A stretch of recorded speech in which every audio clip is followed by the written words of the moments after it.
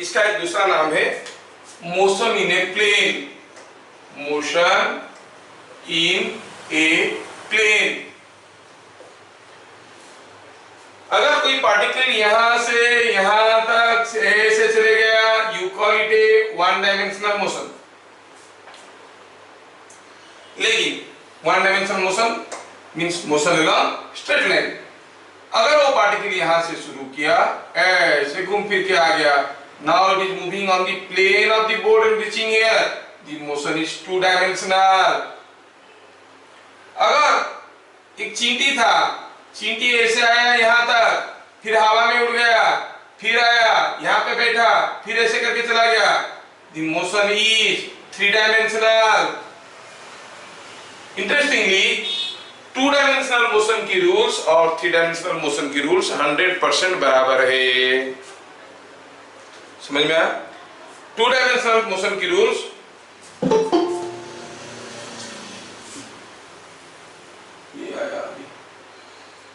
Two dimensional motion की rules और three dimensional motion की रूल्स सब बराबर है। ठीक है, तो अब हम ये मोशन इन ए प्लेन के बारे में पढ़ना चाहते हैं। इसके लिए मुझे दो तीन चीज समझना होगा। पहला चीज तो है फॉर यूनिफॉर्म एक्सीलरेशन मोशन। आप जानते हो कि मोशन इक्वेशन हमारे पास है। हम कह सकते हैं कि v equal to u plus a t, और ये वेक्टर्स है। s is equal to u t plus half a t square, ये वेक्टर है, ऐसा। ठीक है, अगर ये बात है तो हम कहेंगे इसमें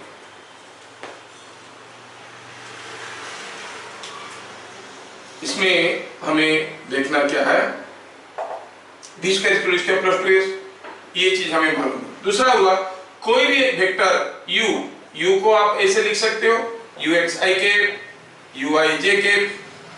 v को भी ऐसे लिख सकते हो, vxi के, vyj के। s को भी लिख सकते हो, sxi के, syj के। एक्सीलरेशन a को लिख सकते हो axi के प्लस ayj के। क्या हम t को भी ऐसे लिख सकते हैं, txi के प्लस tyj के? हाँ या ना? t को नहीं लिख सकते, t is a scalar quantity, we can write vectors like this. t is not a vector, you cannot write like this. t को ऐसे नहीं लिख सकते। अब अगर हम ये मोशन इक्वेशन को यूज करेंगे, v equal to u plus a t वाला इक्वेशन को यूज करेंगे, तो हमें क्या मिलेगा? देखो, v equal to u plus a t अगर करते हैं तो इसमें मिलेगा vx i के, vy j के is equal to ux i के, uy j के, ax i के, ay j के into t।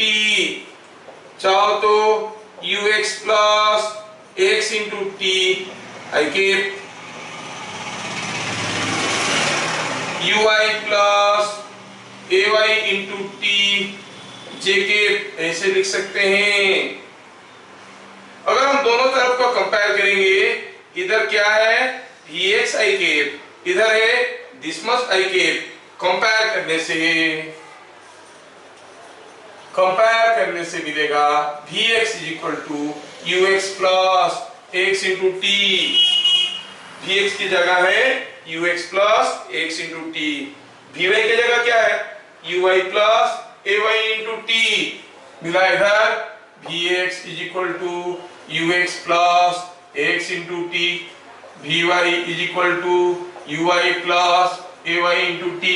Similarly, if we start with equation s is equal to ut plus half a square, exactly वैसे ही लिखेंगे, दोनों तरफ simplify करेंगे, कंपेयर करेंगे, तो मिलेगा sx is equal to u x t plus half a x t square s y, you y t plus half a y t square. ऐसे करके हम सारा चीज को लिख सकते हैं।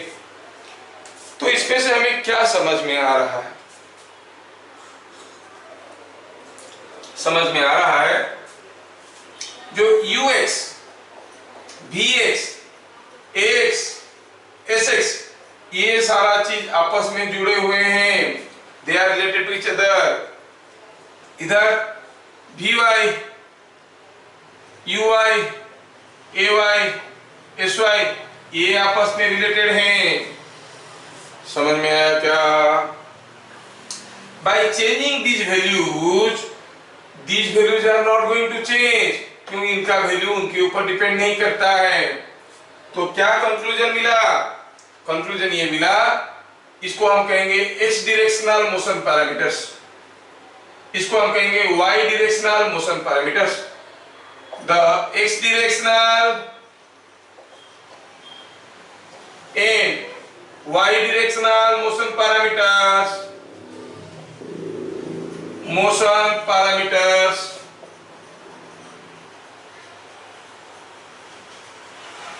for two independent set of motion equations। Independent set of मतलब दोनों अपना अपना मोशन इक्वेशन बनाते हैं, वो एक दूसरे के ऊपर डिपेंडेंट नहीं है। ठीक है, बस। और बैकग्राउंड में आपके पास ये नॉलेज है, क्या बताओ, कि अगर कोई वेक्टर इज एफ एक्स आई के प्लस एफ वाई जे के है तो उस वेक्टर का मैग्नीट्यूड क्या है? Magnitude of that vector is F x का स्क्वायर एफ वाई का स्क्वायर होल ओवर है। ये आपको जानकारी पहले से है। इतना बैकग्राउंड के साथ हम लोग इस चैप्टर में धीरे धीरे अभी घुसेंगे। ठीक है, तो जितना जितना कंसेप्ट हमें देखने में आ रहा है उसके ऊपर छोटे छोटे क्वेश्चन करते हुए आगे बढ़ेंगे। अभी हम देखें कि जो एक्स डायरेक्शनल मोशन पैरामीटर से, एक्स डायरेक्शनल मोशन पैरामीटर्स मतलब U X, V X, A X, S X, और जो वाई डायरेक्शनल मोशन पैरामीटर्स है मतलब U Y, A Y, V Y, S Y, ये सब they form two independent sets of motion equations, independent sets of motion equations, और they are all vectorially related to each other. अभी ये question को मैं solve करना चाहता हूं। सॉल्यूशन कैसे बनाएंगे? दिया गया है data u is equal to 2ik plus 3jk, acceleration दिया है ik माइनस jk, पूछा है velocity after 3 seconds. After 3 seconds the velocity is equal to u plus at, but they are all vectors. u हो गया 2ik plus 3jk plus ik minus jk into 3, simplify करो, 3i 2i 5i, 3j minus 3j 0j, क्या मिला? 5ik metre per second. That means after 3 seconds the particle must be moving along x-axis parallel to x-axis. Speed after 3 seconds. How you find the speed? You know, speed is nothing but magnitude of instantaneous velocity. क्या होगा वो? 5 का square 0 का square whole over is 5 metre per second. Speed हो जाएगा 5 metre per second. Displacement of the particle after 2 seconds। अब displacement कैसे निकालेंगे भाई?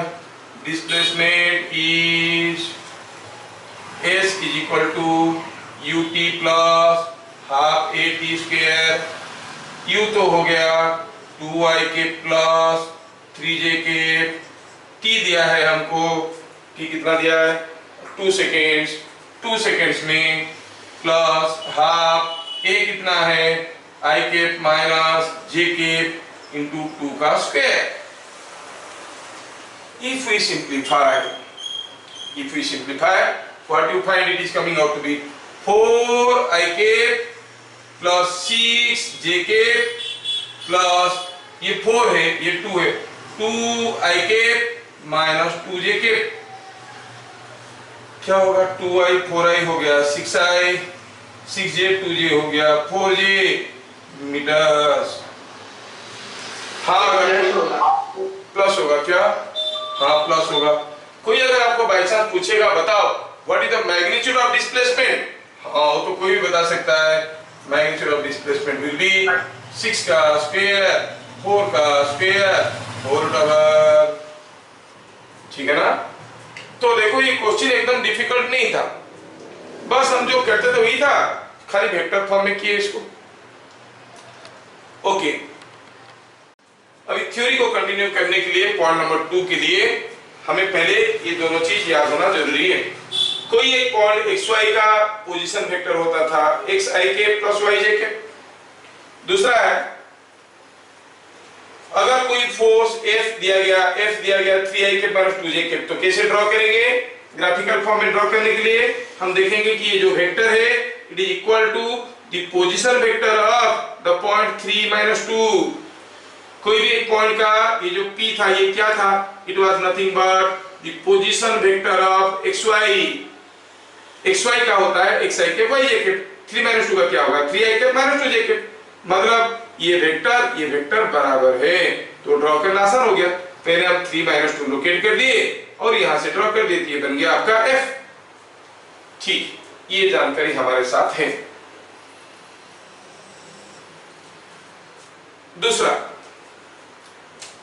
दूसरा देखेंगे 2 डायमेंशनल मोशन कब होता है, फॉर 2 डायमेंशनल मोशन कब होता है। देखो समझ लेंगे फिर बाद में थोड़ा सा लिखेंगे। सपोज हम बात करें कि कोई बॉडी का u अगर 0 नहीं है, a 0, कोई बॉडी का इनिशियल वेलोसिटी 0 नहीं है, कुछ है लेकिन उसका एक्सीलरेशन 0 है, means its velocity is constant. Once you say velocity is constant, तो ये कैसे जाएगा, वेलोसिटी का मैग्नीट्यूड भी कांस्टेंट है, डायरेक्शन भी कांस्टेंट है, it will move along straight line, तो ये मोशन कैसा हो गया, 1 डायमेंशनल मोशन। अगर u 0 है, a कांस्टेंट है, a इज नॉट 0, कोई बॉडी का कांस्टेंट एक्सीलरेशन है स्टार्टिंग फ्रॉम रेस्ट। इमेजिन करो कोई केस, कोई एक ब्लॉक रखा हुआ है, इसके ऊपर आपने एक फोर्स लगाया, इनिशियल वेलोसिटी तो 0 था but acceleration will be constant, force by mass. Block rest पे था, उसके ऊपर फोर्स लगाओगे, जैसे लगाओगे फोर्स अगर कांस्टेंट है तो ब्लॉक भी सीधा चलने लगेगा, मतलब इसके लिए भी जो पाथ होगा 1 डायमेंशनल होगा। तीसरा केस है, सपोज u भी 0 नहीं है और a भी कांस्टेंट है, and suppose let theta is angle between u and a, theta is angle between u and a when theta is 0, मतलब कोई बॉडी के पास इनिशियल वेलोसिटी ऐसे था, एक्सीलरेशन ऐसे था, u और a सेम डायरेक्शन में थे, बॉडी इधर जा रहा था, कोई आके पीछे से उसको धक्का देने लगा, फोर्स लगाया तो एक्सीलरेशन भी इधर ही हुआ। क्या लग रहा है आपको, ये 1 डायमेंशन सीधा जाएगा कि टेढ़ा रास्ते में जाएगा, ऑब्वियसली सीधा जाएगा, पाथ क्या हो जाएगा 1 डायमेंशनल मोशन। अच्छा, when theta is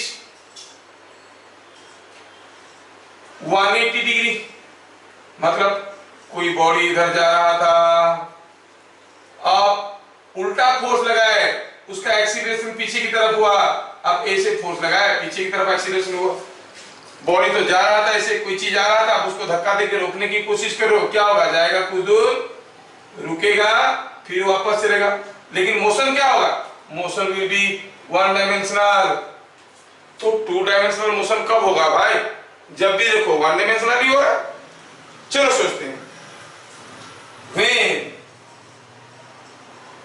theta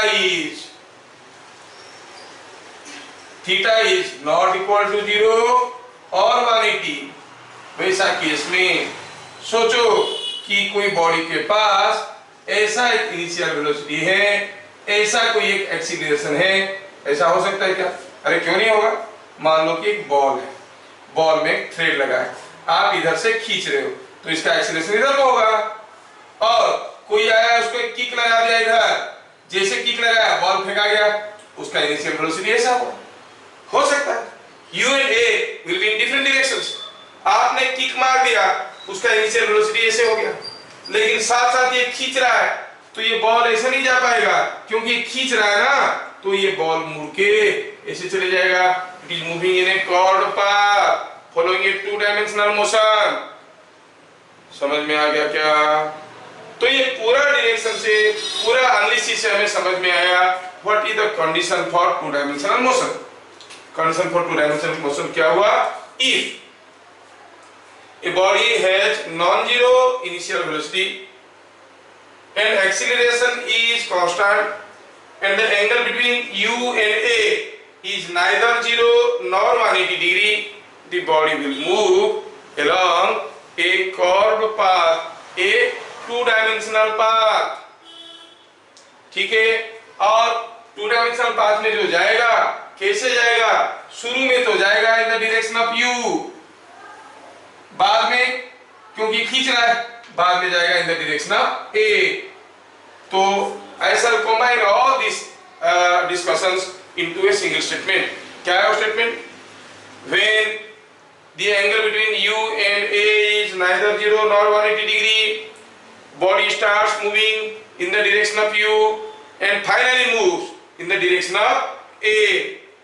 Body starts moving in the direction of u and finally moves in the direction of a following a two-dimensional path। So क्या हुआ? The body will start in the direction of u and finally move in the direction of a following a two-dimensional path। ये सारा discussion का ये निकला conclusion. तो जो conclusion था हम लोग देख दिए क्या? If the angle between u and a is neither 0 nor 180 degree, then the body undergoes two dimensional motion। Discussion कर चुके हैं। अब क्या हुआ? मोशन कैसे होगा? For non-zero initial velocity and constant acceleration, the body starts in direction of u and finally moves in direction of a। कहो तो थोड़ा और एक्स्ट्रा लिख देते हैं, लेकिन अभी प्रूव नहीं कर पाएंगे। Following a parabolic path, बाद में प्रूव करेंगे क्या होता है parabolic path। Following a parabolic path, अभी प्रूव नहीं कर सकते, थोड़ा और ज्यादा गणित नॉलेज की जरूरत है। ये जो शेप होगा ना, that is the shape of a parabola। अभी just for sake of example, हमें क्या देखना है? u और a है, तो u की डायरेक्शन में स्टार्ट होगा, a की डायरेक्शन में फाइनली चलेगा। मैं छोटा सा एग्जांपल लेता हूं। Suppose I want to draw the path for all this cases. u दिया है सपोज 3ik प्लस 4jk, और सपोज a दिया है 2ik माइनस 2jk, ऐसे दिया है। तो चलो ड्रॉ करके देखते हैं पार्टिकल का मोशन कैसा दिखेगा। u ड्रॉ करेंगे, a ड्रॉ करेंगे। You clearly see that your u is nothing but position vector of the point 3 4। Beginning of the class में बताया था कोई भी वेक्टर को कैसे ड्रॉ करते हैं। a is nothing but position vector of the point 2 2। हाँ, तो पहले u और a तो ड्रॉ करो। u और a को ड्रॉ करते हैं। u क्या? 3 4, ये 3 ये 4, ये हो गया 3 4, 3 4 हो गया, तो ये हो गया u। क्लियर? ये हो गया u। और a 2 2, ये 2, ये -2, ये हो गया 2 2, तो ये हो गया a। Now how the motion is going to be? Particle के पास ये इनिशियल वेलोसिटी है, ये एक्सीलरेशन है, मोशन कैसे दिखेगा? मोशन तो बड़े मजेदार दिखेगा।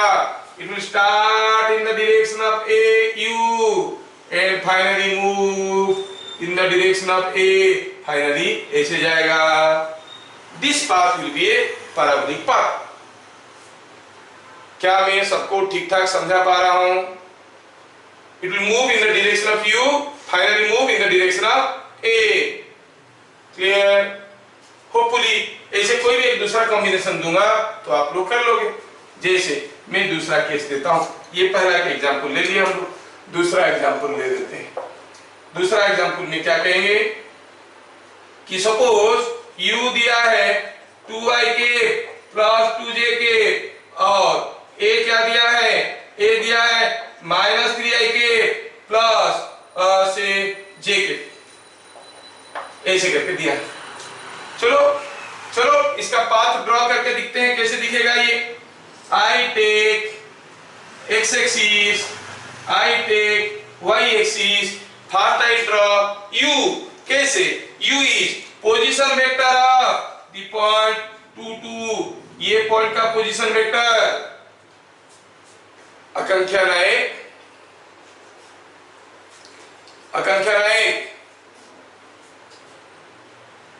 अर्शित डेविड, क्या है लोग बोल कुछ नहीं रहे? Yes sir. इतना देर क्यों बोल रहा है? साउंड का वेलोसिटी इतना कम है क्या? अर्शित डेविड अंडरस्टैंडिंग और स्टैंडिंग अंदर? अंडरस्टैंडिंग. कि ऊपर से जा रहा है नीचे खड़े हो? और प्रियंका राय कहां गया? बोल क्यों नहीं रही कुछ? हाँ, तो यहाँ पर U ड्रॉ करेंगे. 2 और 2 का ये 2 है, ये 2 है, ये है 2 2 2 2 हो गया ये. तो ये पॉइंट हो गया 2, 2. ये हो गया U. A ड्रॉ करना है -3 और +1. ये पॉइंट हो गया -3, 1. तो ये हो गया A. समझ में आया क्या? अब ऐसा U ऐसा A. आप क्लियरली देख रहे हो कि the angle between U and A is neither 0 nor 180 degree. The particle will initiate motion in the direction of U and finally move in the direction of A. चलना शुरू करेगा ऐसे और फाइनली चलेगा ऐसे in the direction of A. Finally कैसे move करेगा? in the direction of A. समझ में आ रहा है क्या? So this will be the path. They may ask you, they may give you a value of U and A and draw the path of this particle. Path कुछ ऐसा दिखेगा क्योंकि start होगा U के डायरेक्शन में, finally चलेगा A के direction में. A particle starts from rest and starts from origin and moves with U is equal to 2ik plus 6jk and meter per second and acceleration A is equal to ik minus 2jk meter per second square. Bit number 1, draw the path. Bit number 2, after what time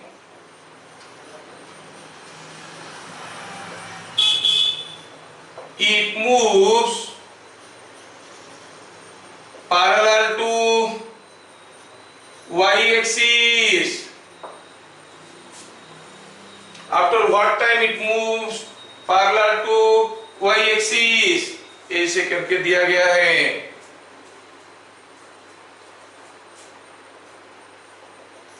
When it is moving parallel to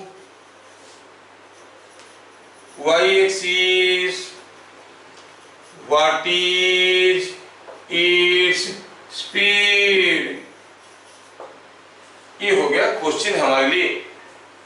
मैं बनाता हूं, आप लोग देखो. पहले draw करेंगे path. Solution की बात चला. मैं बनाता हूं अभी सॉल्यूशन।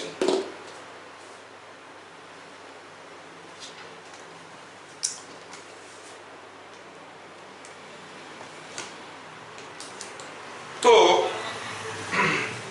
सॉल्यूशन में पहले हम ड्रॉ करेंगे पाथ। पाथ कुछ ऐसा था, क्या दिया है, initial velocity 2i cap 6j cap, तो इनिशियल वेलोसिटी था ये 2 ये 6, तो यहाँ पर क्या होगा, this was the direction of initial velocity 2 6, acceleration i cap minus 2j cap, i cap मतलब ये, और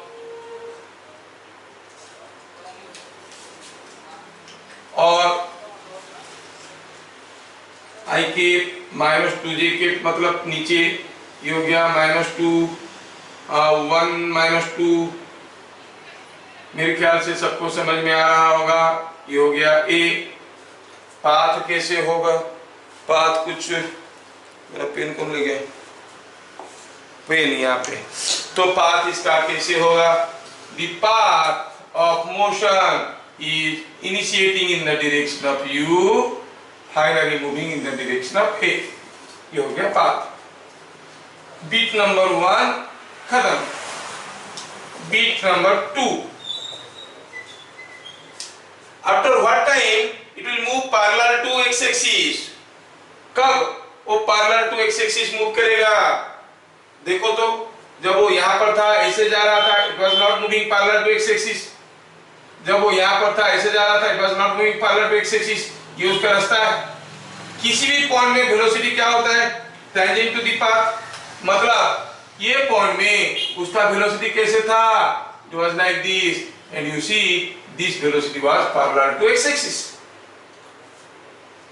बोला कितना समय के बाद parallel to x axis जा रहा था, मतलब कितना समय के बाद यहाँ पर पहुंचेगा, जब भी पहुंचेगा तब उसका वेलोसिटी ऐसे होगा, तब उसका वेलोसिटी का y कंपोनेंट क्या होगा, y कंपोनेंट v cos 90 0। तो क्या कंक्लूजन मिला, when it moves parallel to y axis, तो vx क्या होगा, हाँ parallel to x axis, parallel to x axis, तो vy क्या होगा 0। जब भी वो पैरेलल टू एक्स एक्सिस जा रहा था, कोई भी पार्टिकल जब पैरेलल टू एक्स एक्सिस जा रहा होगा, उसका वेलोसिटी का y कंपोनेंट क्या होगा 0। लेकिन हमें मालूम है कि जो vy है ये uy ay sy ये सब के ऊपर डिपेंड करता है, ux ax sx ये सब के ऊपर डिपेंड नहीं करता है। तो फिर vy के लिए क्या फॉर्मूला लगाएंगे, vy is uy plus ay into t that is equal to 0। uy u तो ये दिया गया था, uy मतलब 6, ay मतलब -2, तो हम कहेंगे 6 minus 2t is equal to 0, मतलब t is equal to 3 seconds। 3 second के बाद particle would be moving in a direction parallel to x axis। 3 second के बाद particle would be moving in a direction parallel to x axis। Is it understood? Now when it is moving parallel to y axis लिखा है गलती से, parallel to x axis, what is its speed, ठीक है 3 second बाद इधर जाएगा। अच्छा जब ऐसे जा रहा होगा तब उसका स्पीड क्या है, स्पीड क्या है, मैग्नीट्यूड ऑफ वेलोसिटी। तो पहले चलो वेलोसिटी निकाल लेते हैं, कब, जब ऐसे जा रहा था, कब ऐसे जा रहा था, t equal to 3 सेकेंड में। तो पहले निकालते हैं what is 8 t equal to 8 t equal to 3 seconds। Velocity क्या होता है u plus 80, डालो सबका वैल्यू, u क्या था, u तो ये है 2i cap plus 6j cap, a क्या है h i cap minus 2j cap, t क्या है 3 seconds। सिंप्लीफाई करो तो क्या मिलेगा, 2i plus 3i is 5i, 6j minus 6j is equal to 0j। So this is the velocity at t equal to 3 seconds. Then what is the speed? What is the speed of the particle? You know it is the magnitude of the velocity. Speed is nothing but magnitude of velocity. 5 का square 0 का square is 5 meter per second. So जब वो parallel to x axis जा रहा होगा तब उसका speed क्या होगा? 5 मीटर पर सेकेंड. क्वेश्चन फिर पहला क्वेश्चन में कुछ दूसरा था, इस क्वेश्चन में कुछ दूसरा है. दिया गया है u is this, a is this. Draw the path. कर लिए. After what time it moves parallel to y axis? After what time it cuts y axis? कितने समय के बाद ये पैरेलल टू y एक्सिस चलेगा? जब वो पैरेलल टू y एक्सिस चलेगा उसका वेलोसिटी का x कंपोनेंट क्या होगा? 0. vx will be equal to 0. मतलब ux plus x into t will be 0. ux plus x into t. ux मतलब 6, x मतलब -1, t मतलब t है. कितना हुआ? 6 सेकेंड्स. तो 6 सेकंड के बाद जब वो पहुंचेगा तब टाइम हो गया होगा 6 सेकेंड्स. फिर पूछा है कितना समय के बाद it again cross the y axis. y axis को कट कर रहा है कुछ यहाँ पे क्या टाइम हुआ था? चलो थोड़ा प्यार से सोचिए इसको. जब वो यहां से जा रहा था तब उसका डिस्प्लेसमेंट क्या था? यहां से शुरू किया था तो ये था. अगर डिस्प्लेसमेंट ऐसे था तो डिस्प्लेसमेंट का x कंपोनेंट क्या था? डिस्प्लेसमेंट ऐसा है along y एक्सिस, उसका x कंपोनेंट 0 होगा. तो हम कहेंगे when it cuts y axis sx will be 0. s का x कंपोनेंट 0 होगा. मतलब uxt plus half axt square will be 0. एक t को कॉमन लो, उधर फेंको, वो बन गया 0. बच गया क्या? ux plus half ax into t is equal to 0. t पता करना था, वैल्यू डाले. ux is 6 plus half ax is -1. t तो t है, तो t का वैल्यू क्या मिला? This is t equal to 12 seconds. मतलब फिर से y एक्सिस को कट करेगा कब? At t equal to 12 second.